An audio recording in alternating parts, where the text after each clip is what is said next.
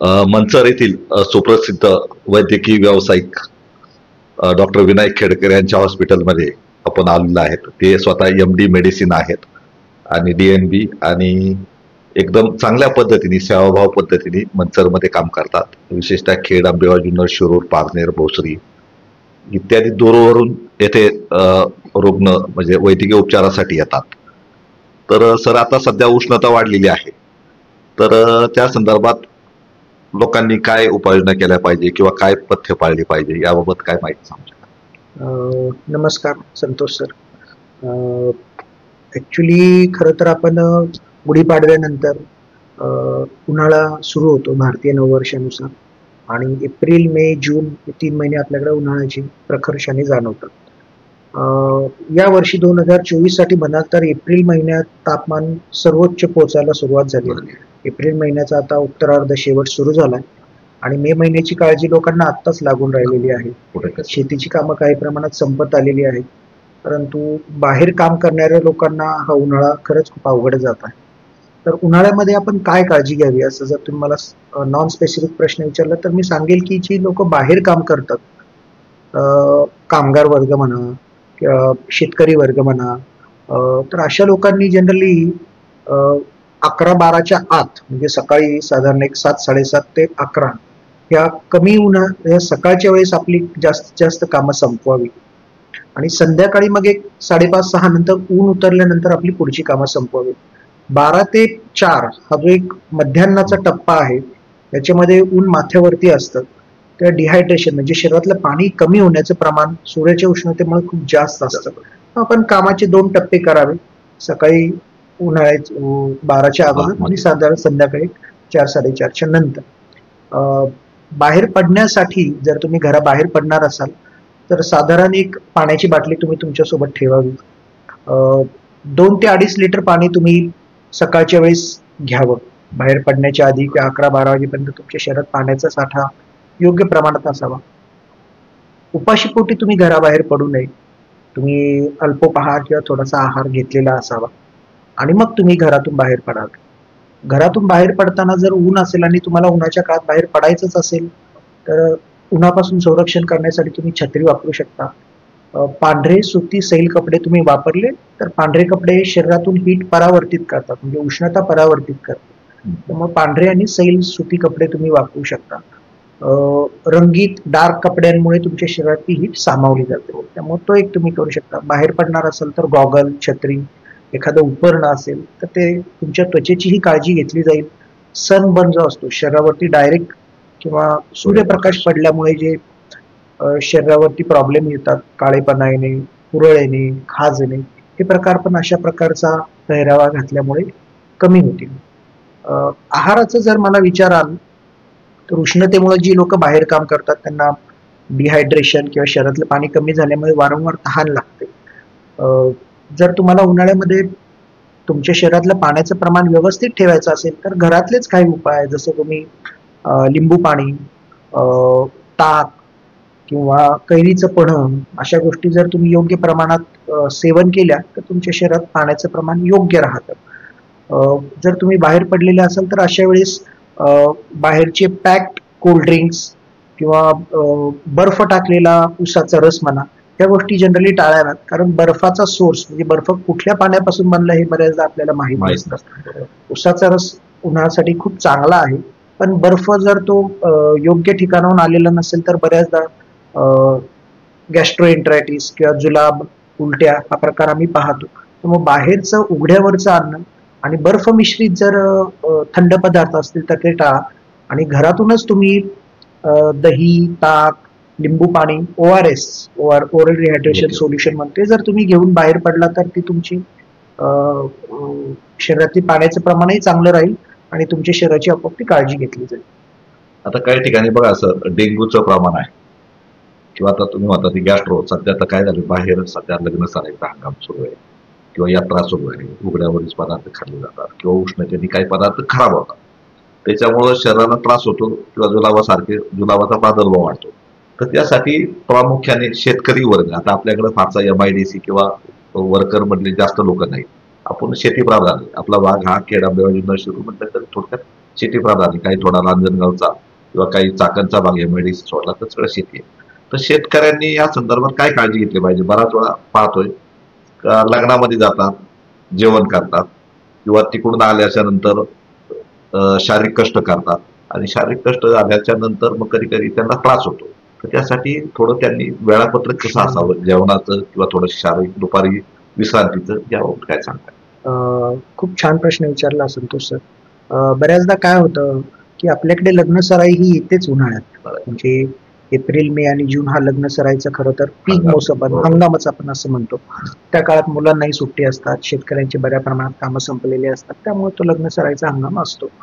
लग्न सराईमध्ये आपण बऱ्याचदा पाहतो की आता हल्लीच्या काळात थंड पाणी पुरवले जाते, पण आता हल्ली असा बदल झालाय की बऱ्याच ठिकाणी पॅक वॉटर दिलं जातं. त्यामुळे हा एक खरं तर स्वागतार्ह बदल आहे. त्यामुळे आपणही पाणी पिताना तिथे बिनधास्तपणे पाणी पितो. पॅकेजिंग कंपन्या ज्या आहेत तिथनं पाणी आलं जातं, तिथलाही सोर्स आपण पाहावा. बऱ्याचदा अन्नपदार्थ थंड करण्यासाठी बर्फाचा वापर केला जातो, जसं मठ्ठा म्हणा किंवा आंब्याचा रस म्हणा. किंवा लग्न सराईत ज्यांना असं वाटतंय की बाबा आपल्याला जुलाब अतिसार हा त्रास होऊ नये, अशांनी खरं तर असे थंड पदार्थ टाळावेत. कारण जंतू संसर्ग होण्यासाठी पाणी आणि दूषित अन्नपदार्थ हे प्रामुख्याने कारणीभूत असतात. त्यामुळे अशा गोष्टी आपण लग्न सराई टाळाव्यात. मध्यान्नाची आणि दुपारची लग्न जर टाळली आणि ती संध्याकाळी किंवा थोडी सकाळच्या वेळेस घेतली तर तोही एक फायदा आपल्याला जाणवू शकेल. हे आपण करू शकतो. शेतकऱ्यांसाठी जे बाहेर पडतात, तसं मी सकाळी म्हटलं किंवा सकाळी आणि संध्याकाळी तुम्ही कामाच्या वेळा विभागून घेऊ शकता. जी लोक शेतात दुपारी काम करतायत त्यांना जर असं जाणवलं की शहरातलं पाण्याचं प्रमाण कमी होत आहे, घाम जास्त येतोय किंवा स्नायूंमध्ये त्यांच्या कंप येतोय किंवा मसल क्रॅम्प असं जे म्हणतो, किंवा त्यांना हिट स्ट्रोकचा त्रास जाणवतो. हिट स्ट्रोकचा त्रास म्हणजे काय? उलटी, मळमळ, अति थकवा जाणवणे, शरीराचे तापमान वाढणे, धडधड वाढणे, खूप घाम येणे, असं जर जाणवत असेल तर अशा व्यक्तीला शेतातच झाडाखाली किंवा थंड हवेच्या ठिकाणी स्थानापन्न करावं, त्याला झोपावं, तिथं त्याला थंड पाण्याने पुसून घ्यावं. जर तो तोंडाने पाणी घेऊ शकत असेल तर त्याला भरपूर पाणी द्यावं, थंड पाणी. ओआरएस जर नसेल तर साखर, लिंबू आणि मीठ हे जरी आपण एक तांब्याभर पाण्यात मिक्स करून त्याला दिलं तर त्याच्या शरीरातलं पाण्याचं प्रमाण वाढायला मदत होते. इमर्जन्सी डॉक्टरांकडे जाण्यासाठी वेळ तेव्हाच ते जेव्हा पेशंट तोंडाने काही घेऊ शकत नाही, म्हणजे पेशंटला उलट्या होत आहेत किंवा शेतात एखाद्या कामगाराला उलट्या होत आहेत, तर मग अशा वेळी तो तोंडाने पाणी घेऊ शकत नाही. अशा वेळेस त्याला जवळच्या तुमच्या वैद्यकीय डॉक्टरांकडे किंवा वैद्यकीय सल्ला जिथे मिळेल अशा ठिकाणी घेऊन जावं.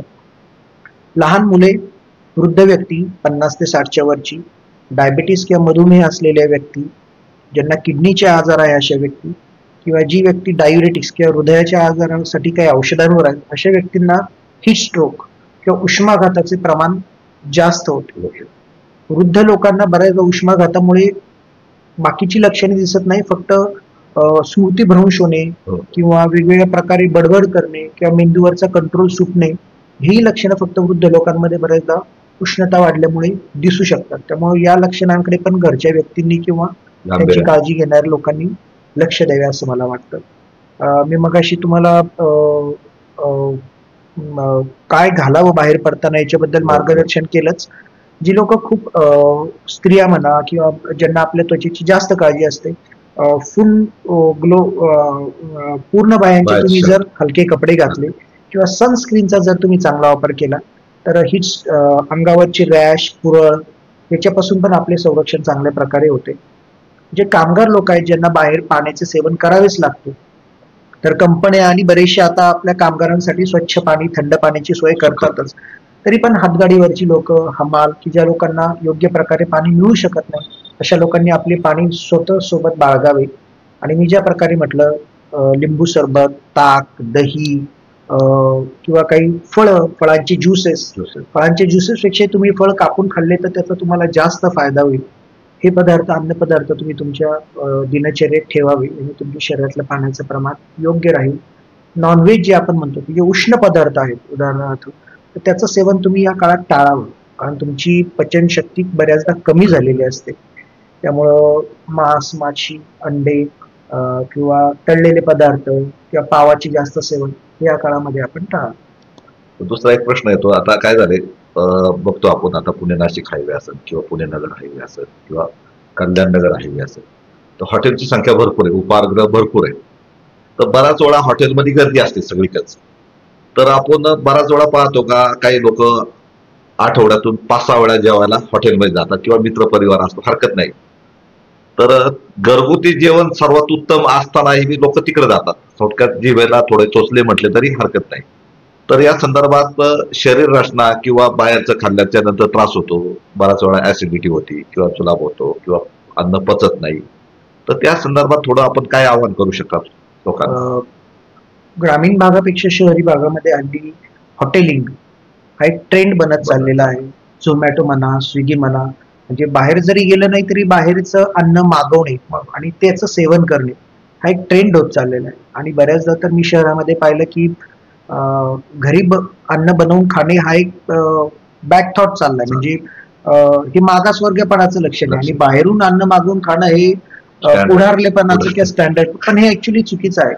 ग्रामीण भागातही हे लोट हळूहळू येऊ चाललंय. ग्रामीण भाग अजून त्या मानाने आपण सकाळचं संध्याकाळचं जेवण आपल्याकडे बनवतो. आणि रोजचं ताजं अन्न खाणे हे उन्हाळ्यामध्ये खूप महत्वाचं आहे. कारण बाहेरच्या उष्णतेमुळे तुम्ही जे अन्न साठवून ठेवले त्याचा चांगला राहण्याचा कालावधी खूप छोटा झालेला. म्हणजे एक साधारण 8 ते 12 तासात ते अन्न खराब होतं. त्यामुळे रात्री बनवलेलं अन्न तुम्ही उन्हाळ्यामध्ये कृपया दुसऱ्या दिवशी खाऊ नका. शिवाय चांगल्या प्रकारचे शीतगृह किंवा फ्रीज मध्ये असेल तर ठीक आहे, अन्यथा शिळे अन्न तुम्ही बिलकुल सेवन करू नका. हॉटेलमध्ये जे अन्न तुम्ही गरम गरम मरून खाताय ते कधी बनवलं हे माहीत नाहीये. बऱ्याचदा आदल्या दिवशी किंवा त्याच्या आदल्या दिवशी ते अन्न बनवलेलं असतं, स्टोअर किंवा पॅक फूड मध्ये ते असतं. तुम्ही घरी जरी ते मागवून खाल्लं तरी ते हॉटेलमध्येच बनवलेलं आहे. सोड्याचा वापर, तेलाचा वापर, प्रिझर्वेटिव्ह पदार्थांचा वापर, त्यामधले कृत्रिम रंग, याच्यामुळे त्या पदार्थांची आकर्षकता आणि चव नक्कीच वाढते. आपण जिभेचे चोचले जे म्हणतो. पण आपल्या पचन शक्तीसाठी, आपल्या पचन व्यवस्थेसाठी ते अन्न तितक्या प्रमाणात चांगले नाही. हॉटेलमध्ये तुम्ही गेलात तर मी तुम्हाला सजेस्ट करेल की फ्रूट सॅलड्स म्हणा किंवा फळं म्हणा किंवा साधे अन्न म्हणा, जसं डाळ भात, चपाती, रोटीपेक्षा किंवा नॉनव्हेज पदार्थापेक्षा व्हेज पदार्थ हे तुम्ही जास्त प्रेफर करा उन्हाळ्याच्या काळात. लिंबू सरबत, नारळ पाणी हे तुम्ही जास्त घेऊ शकता तिथे. आणि हॉटेलपेक्षा घरचे अन्न नेहमी चांगले. घरच्या अन्नांमध्ये मी तुम्हाला सजेस्ट करेल की गुळाचा वापर चांगला असावा. जर तुम्ही फळं खात असाल तर सर्व आंबट फळं. आता उन्हाळ्यामध्ये बऱ्याचदा उन्हाळी लागण्याचा त्रास होतो स्त्रियांमध्ये. बऱ्याचदा मी माझ्याकडे बऱ्याचशा कॉलेजच्या मुली येतात, इथे जवळच इंजिनिअरिंग कॉलेज असल्यामुळे बऱ्याचशा भगिनी लघवीला वारंवार जावं लागेल म्हणून पाणीच कमी पितात. आणि उष्णतेमुळं उन्हाळी किंवा लघवीला जळजळ होणे हे प्रमाणही खूप वाढत चालले. अशा लोकांना सब्जा किंवा पाण्यामध्ये साधा आपण मोहरी किंवा जिरी भिजत घालून ठेवलेली असेल किंवा पाण्याचं प्रमाण प्यायचं आपण वाढवलं तरी तो उन्हाळीचा त्रास त्यांचा बऱ्या प्रमाणात कमी होऊ शकतो. त्यामुळं भगिनींना माझी विनंती आहे की उन्हाळ्याच्या काळात पाण्याचं सेवन चांगलं ठेवा. सब्जा किंवा वाळा जरी तुम्ही पाण्यात माठामध्ये ठेवला तरी उन्हाळी लागणे, लघवीला जळजळ होणे जे उन्हाळ्यात होणारे प्रकार आहेत ते निम्म्या प्रमाणात तुमच्या आपोआप कमी होऊ शकतात. सर, आता बघा, हृदयविकाराचं प्रमाण वाढलेलं आहे. म्हणजे सर्वसाधारणपणे या पूर्व काळात आपण ऐकायचं 60-70 किंवा 50-60 वर्षाच्या पुढे असेल तो हृदयविकाराने वा त्याचा मृत्यू झाला असं ऐकतो. पण आता पहा, 20 ते 25 वयोगटात हृदयविकाराचं प्रमाण वाढलं. नेमकं त्याचं कारण काय असावं किंवा ट्रेस किंवा त्याला नेमकं काय मार्गदर्शन करावं? यंग एज स्ट्रोक किंवा कमी वयामध्ये, म्हणजे ज्याला आम्ही 40च्या आतमध्ये जर हृदयविकार किंवा हृदयविकाराचा झटका किंवा ब्लड प्रेशर या गोष्टी असतील तर याला यंग एज असं म्हणतात की यंग एज किंवा कमी वयात आलेला हृदयविकार. हा खरं तर खूप मोठा प्रश्न आहे. मेडिकल सायन्सला पण हा पडलेला मोठा प्रश्न आहे. याची वेगवेगळी कारणं, वेगवेगळ्या थेरीज, वेगवेगळे विचार याच्यावर मांडले जात आहेत. कोविड काळानंतर याचं प्रमाण जास्त प्रमाणात वाढलंय. तरुणाईमध्ये खरं तर आता जसं तुम्ही म्हटले फास्ट फूड आणि जिम्स या गोष्टी बऱ्या प्रमाणात वाढत आहेत. जिम करणं किंवा रेग्युलर व्यायाम करणं ही खूप चांगलं आहे. पण बऱ्याचदा तरुणाईमध्ये जिम सोबत शक्तिवाढवर्धक किंवा स्टिरॉइडचे इंजेक्शन्स म्हणा अशा गोष्टींचा वापर आम्ही पाहतो वाढलेला. त्याचसोबत तरुणाईमध्ये व्यसनाधीनता जसं तंबाखू, सुपारी, गुटखा किंवा स्मोकिंग ह्या वाढलेल्या सवयी, स्ट्रेस फॅक्टर जसं आपण म्हणतो. पूर्वीच्या काळी जो ताणतणाव कमी प्रमाणात होता तो आता तरुणाच्या काळात व्यवसाय संबंधी म्हणा, नोकरी संबंधी म्हणा, वाढलेले ताणतणाव, उन्हाळ्याच्या काळात डिहायड्रेशन म्हणा, शरीरातल्या पाण्यात कमी झाल्यामुळे येणारा स्ट्रोक किंवा हृदयविकाराचे झटके हे एक म्हणा. त्याचसोबत कोविड काळानंतर थोडीशी प्रतिकारशक्ती संबंधी जे काही गोष्टी निदर्शनास आल्या, व्हॅक्सिन संबंधी म्हणा, व्हॅक्सिनमुळे म्हणा किंवा हायपर इम्युन रिस्पॉन्स रिलेटेड म्हणा, त्याच्यामुळे सगळं खरं तर हृदयविकाराचे प्रमाण कोविड नंतरच्या काळात आपल्याला यंग जनरेशन्समध्ये वाढलेलं दिसतं आहे. मी नेहमी जिम किंवा मॅरेथॉन पळायला जाताना किंवा जर तुम्ही कुठल्याही मोठ्या इव्हेंटसाठी जात असाल तर त्याच्या अगोदर तुमच्या हृदयाच्या बेसिक काही तपासण्या जरूर करून घ्या. स्ट्रेस टेस्ट म्हणा किंवा बेसिक ECG म्हणा किंवा तुमची शारीरिक क्षमता तेवढी आहे की नाही हे तपासून नंतर तुम्ही या गोष्टींना सुरुवात करा. आणि जेव्हा तुम्ही अशा मोठ्या इव्हेंटसाठी, मॅरेथॉनसाठी किंवा याच्यासाठी जात असाल तर अशा वेळेस तुम्ही तुमच्या एका वैद्यकीय तज्ज्ञाचा सल्ला जरूर घ्या आणि मग त्या कॉम्पिटिशनसाठी प्रयत्न करा किंवा सुरू व्हा. पण यंग एज हायपरटेन्शन किंवा यंग एज मध्ये स्ट्रोक हा खरं तर खूप ज्वलंत मुद्दा आहे. आपण आपल्याही ग्रामीण भागात हल्ली पाहतो आहोत की याची संख्या बऱ्या प्रमाणात वाढत चाललेली आहे. प्रतिबंध हाच उपाय खरं तर मी याच्याबद्दल असं म्हणेल की आपण सर्वार्थाने याची काळजी घ्यावी आणि या गोष्टींवरती नियंत्रण ठेवावे. तर आता बघा, शुगर म्हणजे डायबिटीजचं प्रमाण सुद्धा वाढत चाललेलं आहे. जनरल आता तुमच्याकडे तर भरपूर लोक येतात. तर या पूर्व काळात शुगर साधारण 50-60 वर्षाच्या पुढे असायची, थोडी जाणवायची, जास्त प्रमाण जुन्या काळात नव्हतं. पण अलीकडे पहा, काही 3री 4थी किंवा 2रीचे विद्यार्थी आहेत, त्यांना शुगर आहे किंवा इन्सुलिन घ्यावं लागतं. तर नेमकं त्याचं काय कारण असावं? साधारण भारताला आता मधुमेहाची राजधानी असं म्हटलं जातं. India is a capital of diabetes. जरी चीनची लोकसंख्या भारता एवढी किंवा भारतापेक्षा थोडी जास्त असेल तरी भारत हा साऊथ ईस्ट एशिया आणि जगामध्ये आता कॅपिटल ऑफ डायबिटीस म्हटला जातो. भारतामध्ये मधुमेहाचे सर्वात जास्त रुग्ण आहेत आणि ज्या झपाट्याने ते वाढत आहेत ते पाहता हे प्रमाण पुढच्या 10 ते 15 वर्षात दुप्पट होईल असं WHO आणि NSOचा अंदाज आहे. पूर्वीच्या काळी आपण गल्लीमध्ये एखादा डायबिटीसचा पेशंट असायचा किंवा वाडीमध्ये एखादा पेशंट असायचा, तो इन्सुलिन घ्यायचा, त्याच्याकडे कुतूहलाने पाहिलं जायचं. पण आज घरोघरी डायबिटीसचे पेशंट झालेले आहेत. 60, 65, 70 वर्षी होणारा डायबिटीस आणि 30शीत होणारा डायबिटीस याच्यात खूप फरक आहे. तर मी आज 30शीतला जो डायबिटीस आहे किंवा लहान मुलांमध्ये होणारा जो डायबिटीस आहे, तुम्ही जे म्हटले की बाबा 2री, 3री, 4थीतल्या मुलांना जो diabetes, that is type 1 diabetes. म्हणजे शरीरामध्ये इन्सुलिनचं प्रमाण किंवा इन्सुलिन बनण्याचं प्रमाणच कमी झाल्यामुळे जो डायबिटीस आहे तो होतो. त्याचं प्रमाण अजूनही तेवढंच किंवा कमी आहे. पण जो 30शीतला डायबिटीस आहे की ज्याला मोडी असं म्हणतात, म्हणजे maturity onset diabetes of adult, तर याचं प्रमाण खूप वाढलेलं आहे. भारतीय लोकांमध्ये याचं प्रमाण का वाढतं याच्याबद्दल बरेचसे मतप्रवाह आहेत. परंतु सेंद्रिय पदार्थ, खतांचा अतिवापर, अनुवंशिकता, बैठी जीवनशैली म्हणजे बसून काम करण्याच्या जास्त पद्धती आणि वेगवेगळ्या प्रकारची वापरण्यात येणारी हार्मोन्सची इंजेक्शन्स गायी आणि म्हशींमध्ये आणि त्याच्यामुळं दुधाचा चुकीचा सोर्स, हे खरं तर याच्या मागची प्रमुख कारणं आहेत. तर मला असं वाटतं की तुम्ही जे दूध घेताय किंवा तुम्ही जी खाद्यपदार्थ खाताय त्यात सेंद्रिय खतांचा किती वापर आहे किंवा तुम्ही जे दूध पिताय त्याचा सोर्स कसा आहे हे तुम्ही तपासून घेणं खूप गरजेचं आहे. कारण शेतकरी कुटुंबामध्येही आम्ही हे डायबिटीसचं प्रमाण खूप जास्त पाहतोय. शहरी भागात तर आहेतच, पण ग्रामीण भागातही याचं प्रमाण खूप वाढलेलं दिसतंय. आणि या डायबिटीसमुळे मग पुढे जाऊन किडनीचे विकार, डोळ्यांचे विकार, हृदयाचे विकार आणि हाच सुरू होणारा डायबिटीस 30शीतला पुढे जाऊन तुम्हाला किती आणि कशा प्रकारे नुकसान पोहोचवेल याची अजून तरुण पिढीला जाणीव नाहीये. बरेचसे डायटिशियन लोक आहेत की ज्या चांगल्या प्रकारचा आहार विहारासाठी आता मार्गदर्शन करतायत. उदाहरणार्थ आपण दीक्षित डाएट म्हणू की ज्याच्यामध्ये वजन कमी करणे किंवा दिवसातून 2च वेळा आहार करणे, या ज्या प्रकारच्या जीवनशैली आता नवीन मुलं अवलंबतायत त्याचा फायदा बऱ्या प्रमाणात पाहायला मिळतोय. परंतु या प्रकारचा डायबिटीस होऊच नये म्हणून तुम्ही तुमचा आहार निवडताना खूप काळजी घ्या. तुम्ही काय खाताय याच्यावर तुम्हाला काय होणार आहे हे ठरेल. सगळ्यात आता एक दुसरा प्रश्न आहे. बऱ्याच वेळा आपण पाहतो का किडनीचे आजार सध्या वाढत चाललेले आहेत किंवा किडनी फेल होतात किंवा थोडक्यात कॅन्सरचं सुद्धा प्रमाण वाढलेलं आहे. तुम्ही मगाशी म्हटले सेंद्रिय शेती किंवा रासायनिक शेती. तर या संदर्भात आता शेतकऱ्यांकडेच सध्या रासायनिक याचा जास्त कल आहे. तर शेतकरी बांधवांनी यासाठी काय काळजी घेतली पाहिजे? स्वतः आता बराच वेळा औषध फवारताना बघा तर हँड ग्लोव्ज नाही हातामध्ये किंवा तोंडाला मास्क लावली जात नाही. पूर्णपणे थोडक्यात बरमुडावं किंवा शर्ट असं ओपन याच्यावर शेतकरी हातपंप घेऊन शेतीमध्ये रासायनिक रासायनिक फवारणी करतात. त्याच्यामुळे त्वचेचे आजार होतात आणि भविष्यात त्याचं म्हणजे अशी चर्चा आहे का त्याच्यामुळं कॅन्सर सारखे सुद्धा रोग झाले आहेत.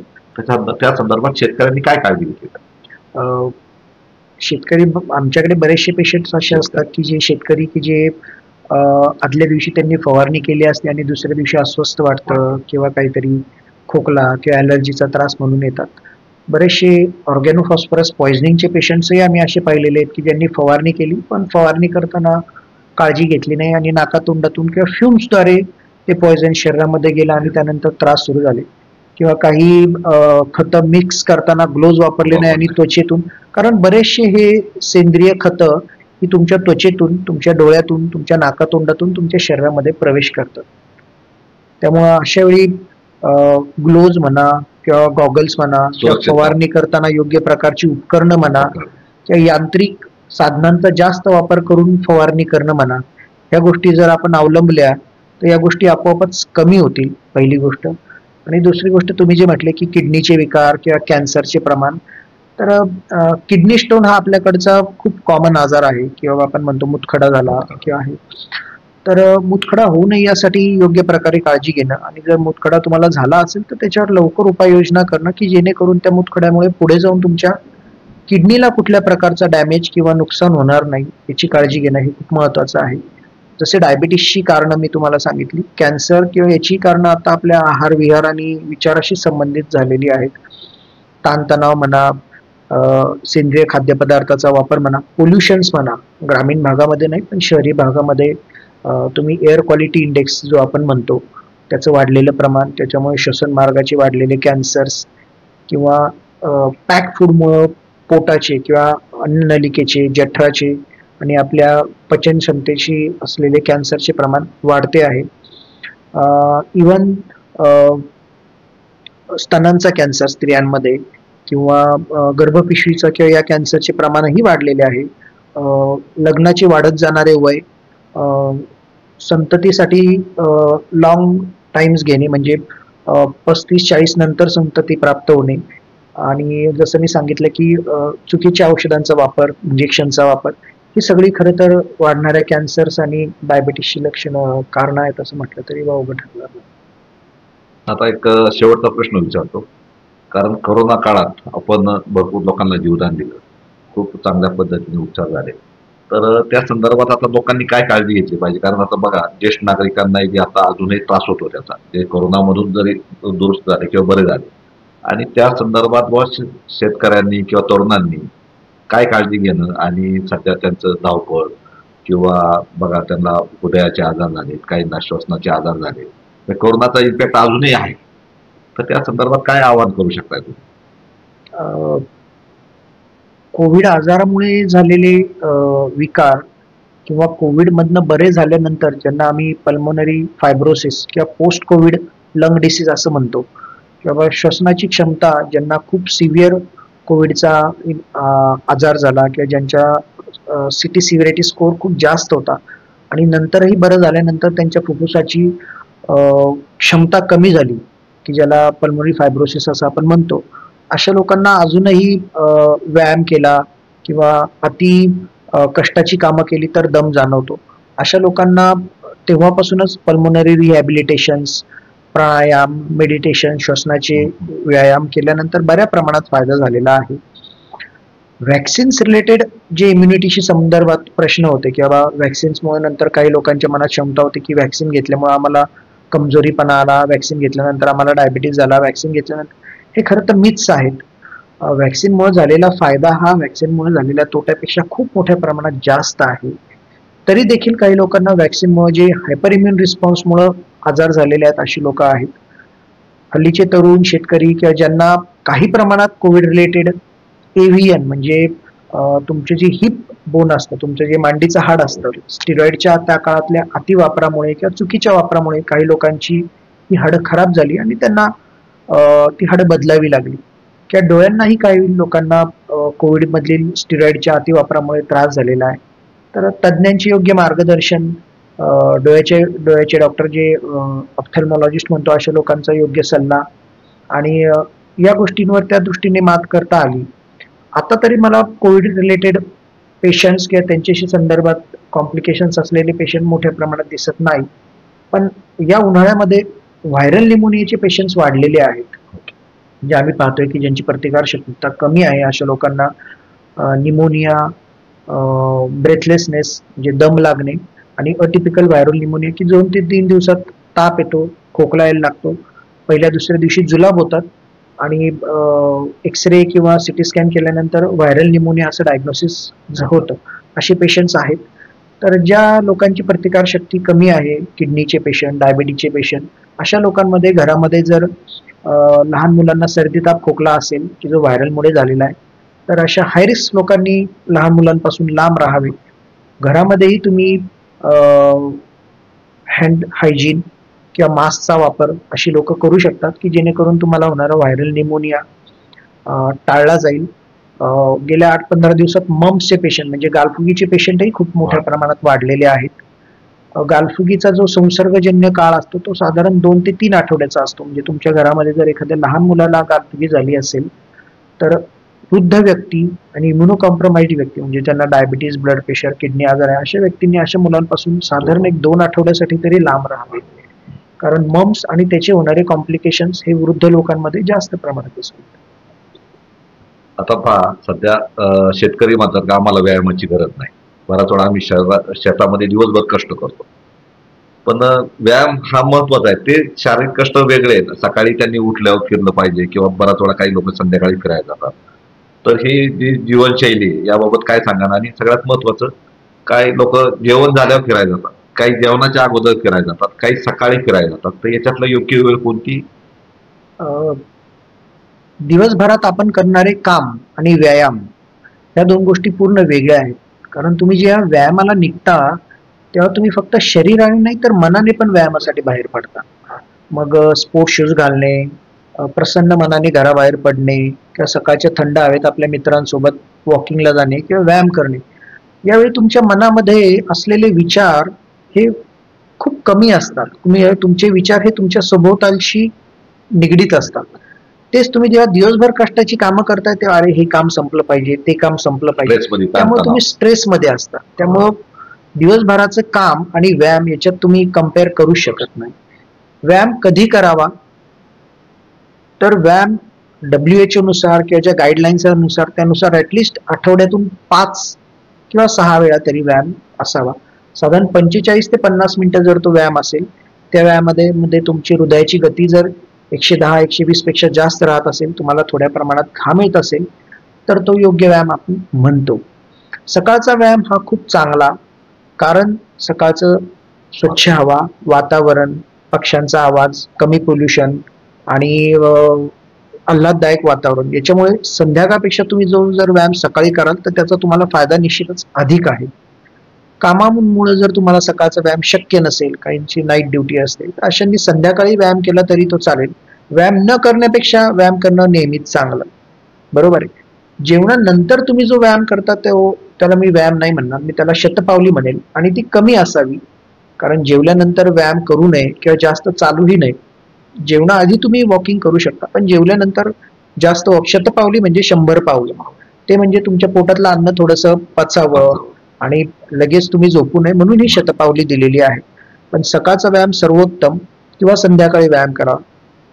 व्यायामासाठी जातानाही तुम्ही जाण्या अगोदर हलका आहार, एखादं फळ, एखादा बनाना, ग्लासभर पाणी, सोबत पाण्याची बाटली घेऊन जावी. उन्हाळ्याच्या काळात तुम्ही व्यायाम करत असाल तर मी सांगेल अति कष्टाचे व्यायाम तुम्ही टाळा. रेग्युलर वॉकिंग, जॉगिंग, स्विमिंग हे उन्हाळ्यामध्ये चांगले व्यायाम आहेत. सकाळच्या वेळेस हे तुम्ही करू शकता. खूप हेवी वेट लिफ्टिंग किंवा खूप लॉंग डिस्टन्स रनिंग या गोष्टी तुम्ही उन्हाळ्यात जरूर टाळा. सकाळी 7-7:30च्या अगोदर जर तुम्ही व्यायाम करत असाल उन्हाळ्यातही तर तो तुम्हाला मानवेल आणि त्याचाही फायदा तुम्हाला होईल. सर धन्यवाद, आपण आपला अमूल्य वेळ दिला. आज आपण विनायक हॉस्पिटल मंचर डॉक्टर विनायक खेडकर यांची शारीरिक रचना किंवा शेतकऱ्यांनी घ्यावायची काळजी किंवा जे वेगवेगळे आजार आहेत या संदर्भात जी सरांनी मार्गदर्शन केलं त्याचा बोध शेतकरी वर्गाने किंवा जे कामगार वर्ग आहे किंवा वंचित गरीब गरजू घटक आहेत त्यांनी घ्यावा आणि जेणेकरून जास्तीत जास्त आजारापासून दूर राहावं यासाठी सरांनी जे बहुमोल मार्गदर्शन केलं त्याबद्दल मी आपला आभारी आहे. धन्यवाद संतोष. धन्यवाद.